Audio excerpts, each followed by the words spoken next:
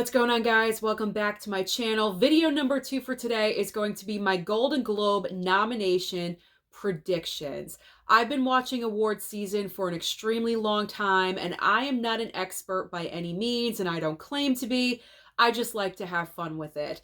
I'm trying to get back into the award season videos. It's something that I used to do a couple of years ago, very heavily, very much in depth, and very much last year. I didn't really cover the award shows as much as I would have wanted. So this year, I'm really trying to buckle down and put out as many videos related to award season as possible. So we are starting off with the Golden Globes. The official nominations for the Golden Globes are going to be announced this coming Monday, December 11th, probably 8 a.m.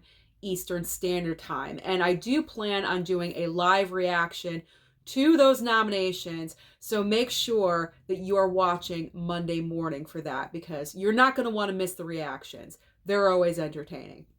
So when it comes to award season, I don't cover any of the technical categories. I mainly like to stick to the acting categories, the best picture category, and also best director. I don't go into the technical categories or the writing categories because I'm not really too knowledgeable in those areas, so I like to stick to the main acting, director, and picture categories, just to let you guys know. Now, the Golden Globes are a lot of fun. I always have fun watching the show every single year because they just like to mix it up.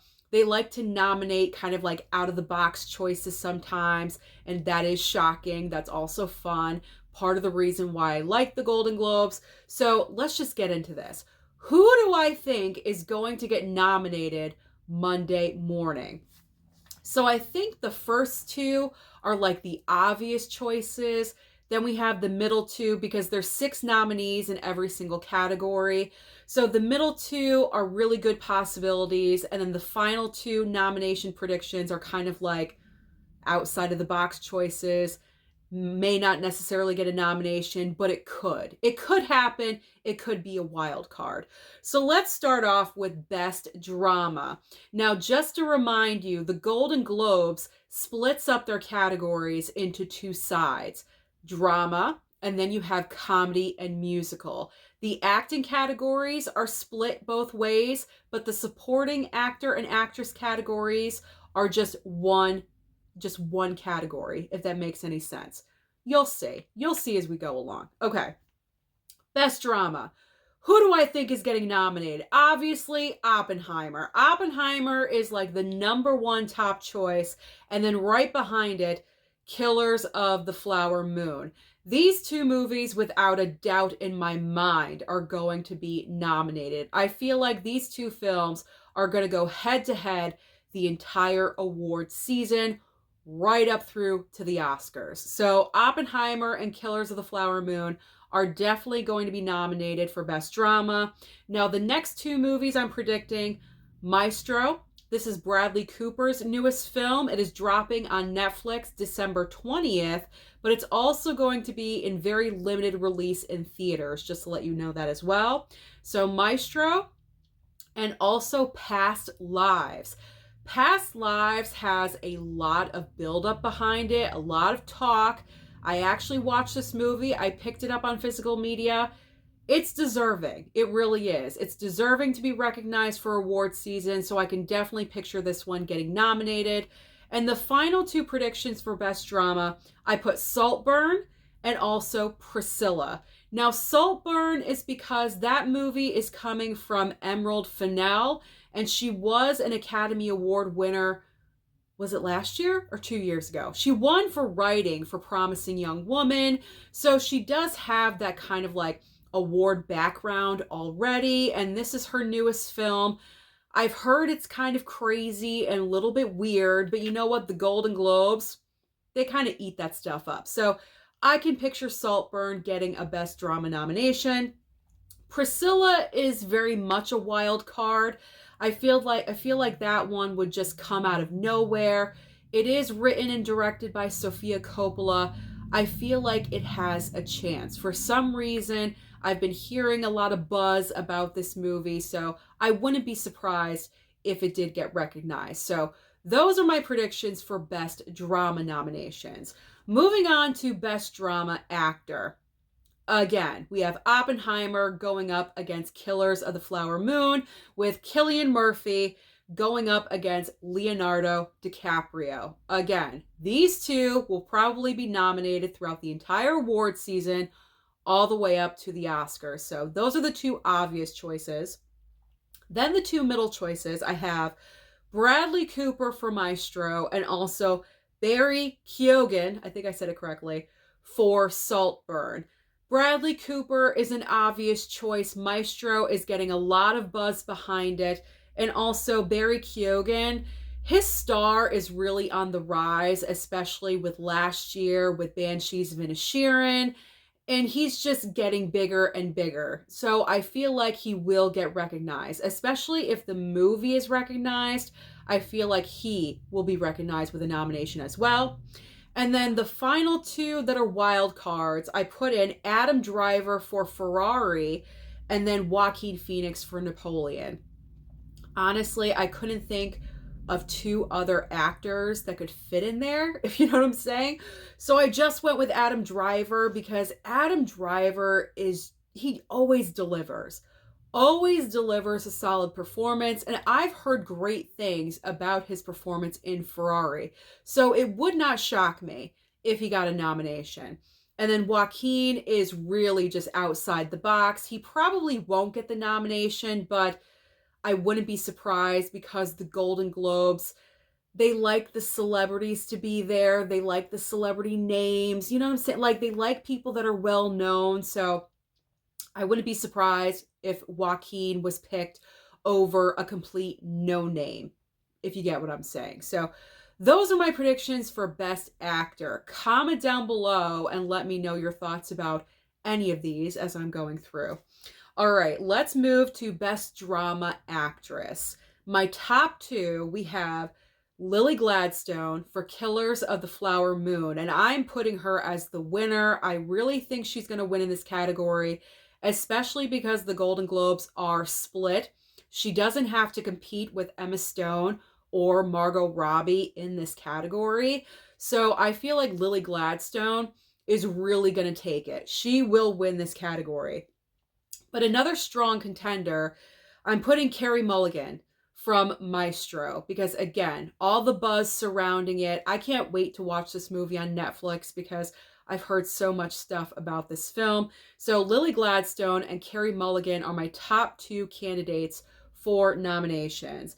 Then we have Greta Lee for Past Lives and also Annette Bening for Nyad. Now, Nyad is also a Netflix movie, and I have to catch that one too.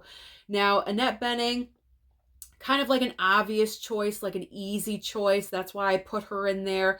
It is based on a true life story, so that makes sense that her performance would get nominated. Greta Lee, I can honestly say, because I watched Past Lives, definitely deserves a nomination. Absolutely, definitely, yes. So I feel like she is a lock to get that nomination. And then the other two, outside of the box, wild cards, if you will, Natalie Portman for another Netflix movie called May December, and also, am I saying this name correctly? Kaylee Spaney for Priscilla. Obviously, she plays the part of Priscilla Presley in the movie Priscilla. So that one I feel like is a complete wild card, outside the box choice. I'm not really sure, but if Priscilla the film actually gets a nomination, she has a chance of getting a nomination for herself. And then Natalie Portman is, she's Natalie Portman. She could read the telephone book and get a nomination for something, but this movie does have a lot of buzz behind it. So I have to get watching Netflix because those three movies I'm interested in seeing, especially if they're going to be nominated during award season. So now we are going to shift to Best Comedy Musical. So either a comedy film or a musical film. Either one can be nominated in this category. So Best Comedy Musical, the film, Barbie. Obviously Barbie, the biggest grossing movie of the entire year. Barbie and also The Color Purple. Those are my two obvious choices. The Color Purple is obviously like the musical of the year, even though we haven't seen it yet because it comes out on Christmas Day. But I've seen the trailer for The Color Purple a couple of times. This is definitely going to get recognized without a doubt. Then we have Poor Things and also The Holdovers. Now, The Holdovers, I am very excited to see this movie because it seems like everyone is talking about The Holdovers, the performances, the movie itself. It's fantastic. I got to see this. So I really need to make it a priority to see The Holdovers at my movie theater. And Poor Things, this movie has been screened at festivals the past couple of months. It's gotten a tremendous response. Everyone raving about Emma Stone and all the other cast members. This is the newest film from Yorgos Lanthimos. Sorry, I gotta catch my breath. Ugh. The last movie he did, I believe, was The Favorite. And I really enjoyed The Favorite. I know it's very kind of like weird and everything, but it got recognized. It got heavily recognized during award season that year. So I would not be surprised if Poor Things showed up consistently throughout the upcoming award season. So Poor Things and The Holdovers, I'm fairly confident. I'm fairly confident my top 4 here are going to get recognized. Then the last two, I have Air and Wonka. Air is a fantastic film. It is in my top 10 movies of the year. I loved it. I thought it was a great movie. Great directing job by Ben Affleck, all the cast members. So I feel like that film definitely could get recognized. It is a possibility. And then there's Wonka. Wonka could get some recognition, even though I have my own personal thoughts about Wonka. Why do we need this movie? Is it really necessary? But you know what? Golden Globes are suckers for movies like this. So I'm fairly confident that the 6 choices that I have for Best Comedy Musical, they're all going to get nominated because I honestly can't think of any other movies that could or should. I feel like these are the top 6. So we'll see on Monday. We will see. All right, moving on. Best Comedy Musical Actor. So Best Actor candidates. My top 2 choices, I have Paul Giamatti for The Holdovers and also Matt Damon for the movie Air. Now, Paul Giamatti seems like an obvious choice to me because, again, all the hype with the movie The Holdovers, everyone's talking about his performance, how great he is, how great the movie is. So that's an automatic. Matt Damon in Air, he is the movie. He is the center. He is the glue of this movie. I think he's in every single scene of the film, and he's amazing. He really is. He shines in the film. He does an amazing job. So Matt Damon, I feel strongly about. Then we have, I'm so excited, Nicolas Cage, man. I'm saying Nicolas Cage for Dream Scenario and also Jeffrey Wright for American Fiction. Now, American Fiction is not out in movie theaters yet. That's coming out December 15th. But I've been hearing a lot of buzz about his performance, how great he is. So I feel like he could score a nomination. And then Nicolas Cage, such buzz about his performance in Dream Scenario. A lot of people have been saying it's the best comedy performance of his entire career. It's his best performance in years. Like, a lot of people have been hyping up Nicolas Cage in this part. So that would be nice to see him get a nomination. I would love to see that. And then my final 2 for Best Actor Comedy Musical, I chose Timothée Chalamet for Wonka. That's kind of obvious, especially if the movie gets the nomination for Comedy Musical. That just makes sense. And then here's my random pick. Paul Dano for Dumb Money. Now, Dumb Money did not do very well at the box office. The way it was released was really weird. So I don't think a lot of people knew when the movie was coming out or if it was coming out. It was kind of confusing.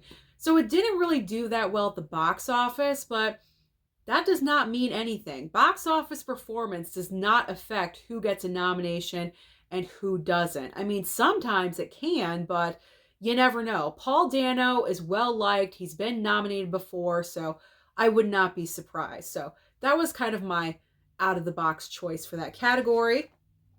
All right, Best Comedy Musical. Best Actress. The top two are obvious. Hello, Margot Robbie in Barbie. Margot Robbie for Barbie and Emma Stone for Poor Things. I mean, it's between these two. If anyone else wins, I would be shocked, but I feel like Margot Robbie possibly has the edge in this category. I mean, she's not even nominated yet, but it seems kind of obvious. So, Margot Robbie for Barbie, Emma Stone for Poor Things. Those are the two top obvious choices. Then I put Fantasia Barrino for The Color Purple because I've heard nothing but amazing things about her performance in this movie. And then I chose Jennifer Lawrence for No Hard Feelings because I feel like her performance in that film is really deserving to be recognized for something. And I feel like the Golden Globes is really her only chance of being recognized for that movie. I mean, SAG maybe, but that's like a way off possibility. Like Golden Globes, this is the moment that she could possibly receive a nomination for a movie like No Hard Feelings. I mean, she was incredible. I loved her. I thought she was absolutely hilarious in that movie. She did a fantastic job. So I could easily see her getting a nomination. And my final two probably won't happen, but I put them in here because you never know. The Golden Globes likes to surprise us sometimes. So Abby Ryder Fortson, the little girl in Are You There, God? It's Me, Margaret.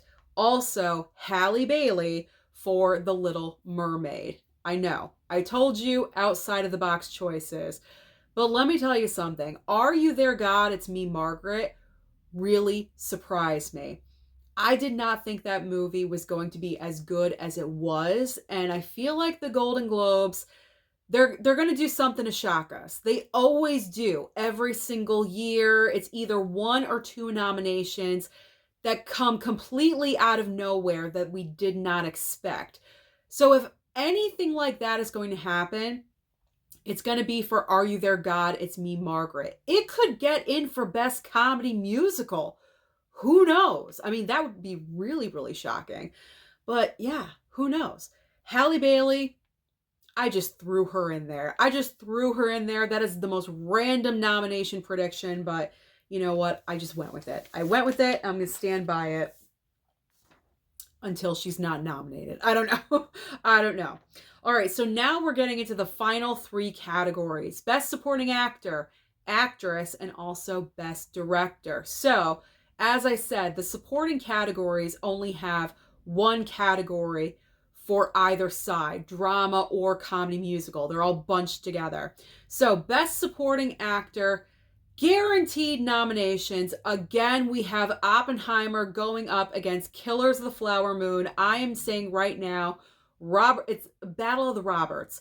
Robert Downey Jr. versus Robert De Niro. I think these two, like Cillian Murphy and Leonardo DiCaprio, they're guaranteed throughout the entire award season. So we don't need to go any further. Let's just move on. Guaranteed. All right, next I have Ryan Gosling for Barbie. I think no doubt in my mind he's going to get nominated, absolutely. And then also Charles Melton in May, December.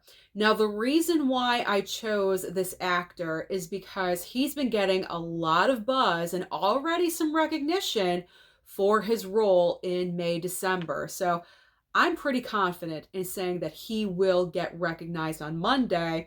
And then the final two nominees are the Poor Things boys. That's what they're calling them. Mark Ruffalo and also Willem Dafoe from Poor Things.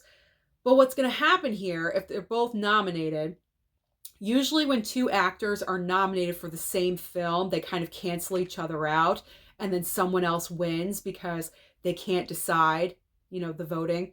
They can't decide between those two actors, so they cancel each other out. So I feel like that's what will happen throughout the entire award season. Both of them will get nominated consistently, but I don't think either one of them will win because it's for the same movie. So, but Best Supporting Actor, I think those are pretty decent guesses. What do you guys think?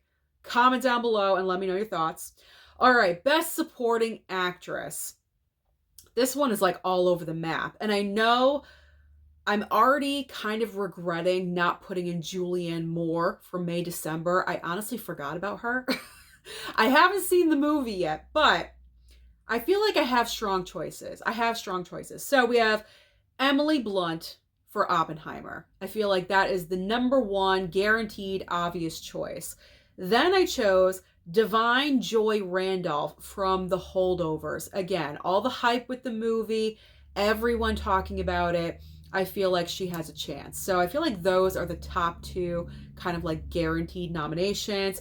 Then I chose America Ferrera from Barbie and also Viola Davis from Air. I chose Viola Davis, and I probably should have chosen Julianne Moore instead, but I feel like Viola Davis, again, kind of like Natalie Portman, she could read the newspaper to you and win an Oscar. Like, she's just amazing in everything that she does. And even though she's not in the movie all that much, when she's there, she captivates. It always happens. So that's the brilliancy of Viola Davis. So that's why I put her in there. And then America Ferrera for Barbie. The reason why I put her in there is because of the monologue. You guys know what I mean when I say the monologue. That long speech that America Ferrera gives in Barbie about women, being a woman in today's, day and age, and how we have to be. And I mean, for that alone, I guarantee she gets a nomination, because first of all that dialogue that she had to memorize, all those words, and just the way she delivered it was what was amazing. So I feel like she's going to get recognized definitely for a Golden Globe. I'm not sure if it's going to go beyond that. I'm not sure about that, but definitely for a Golden Globe, I feel like she has a chance. And then my final two nominee predictions for supporting actress category: Penelope Cruz for Ferrari, and also, again, Rachel McAdams, Are You There, God? It's Me, Margaret. I feel like with Rachel McAdams, can I talk today? I feel like with Rachel McAdams, I think she was recognized for something already, and that was a surprise. So her name is already out there for this movie. So I would not be surprised if she got a nomination. And Penelope Cruz, I've been hearing a lot of great buzz about her performance in Ferrari. Like, she's the best thing in the movie. So again, this could be a shock, a surprise nomination. Who knows? But that's what's fun about guessing, because I love surprises. You never know what's going to happen. This is fun for me. All right. This is fun for me. I don't know what about anyone else, but it's fun for me. All right, Best Director category, and we are done. So my top 6, again, the obvious choices. It's Oppenheimer versus Killers of the Flower Moon. It is Christopher Nolan versus Martin Scorsese. These two powerhouse directors definitely are going to go head to head all the way to the Oscars. I am guaranteeing that right now. There's no doubt in my mind these two directors, they're going to battle it out. They really, really are. It's going to be really interesting to see who walks away with the Best Director award at the Academy Awards. I'm personally rooting for Christopher Nolan, even though I love Scorsese, the Scorsese. You know I love him. He's like one of my favorite directors of all time. However, speaking of time, I feel like now is Christopher Nolan's time. Oppenheimer is his award movie. I feel very strongly about this. So I feel Christopher Nolan is going to take it. But moving on to the other nominee predictions, Greta Gerwig for Barbie. It just makes sense, especially because it's the Golden Globes. They're kind of more like accepting of, different types of movies. And Barbie is definitely different. Definitely different. There we go. So Greta Gerwig for Barbie. Plus, it is, as I said, the highest grossing movie of the year. And I'm sure that will be recognized. So Greta Gerwig for Barbie. And also Yorgos Lanthimos for Poor Things. I feel he really has a chance to get recognized for a nomination here. And my final 2 nomination predictions for Best Director. This one's outside the box. Sofia Coppola for Priscilla, especially if the movie itself gets recognized. If the lead actress gets recognized, then Sofia Coppola definitely has a chance to be recognized for Best Director. So we'll see if she gets a shot at that. Plus, it's her name. She's a Coppola. The Golden Globes love that stuff. They love it. They love generational wins and things like that. So I can definitely see Sofia Coppola pulling a nomination. And finally, Alexander Payne for The Holdovers, simply because of the hype of the movie. And I think I heard somewhere, I think Derek from Convicted Cinephile, when he was doing his prediction video, I was watching that, and he picked, I believe, Alexander Payne. And he mentioned that the Golden Globes love him. They've loved him in the past, so they'll probably end up giving him a nomination as well. So that's it. Those are my predictions for who will be nominated for a Golden Globe this coming Monday. So comment down below and let me know your thoughts about everything that I talked about. Which of these movies have been your favorite of the entire year? Do you agree with me? Is it going to be Oppenheimer versus Killers of the Flower Moon the entire award season? Comment. Let's have a conversation. Don't forget to like and subscribe before you leave, and I'll see you next time.